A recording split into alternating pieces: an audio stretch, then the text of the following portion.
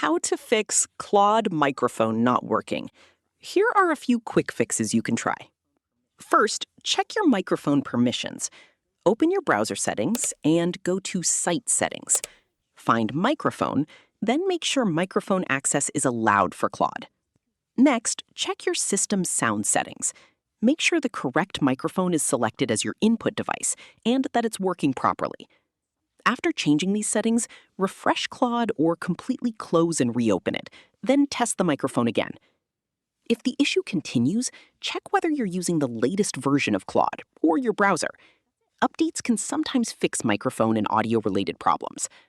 Finally, check your operating system's privacy settings and make sure your browser or Claude has permission to access the microphone.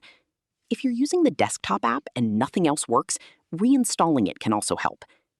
That's it. These steps should help fix the Claude microphone not working issue and get voice input working again.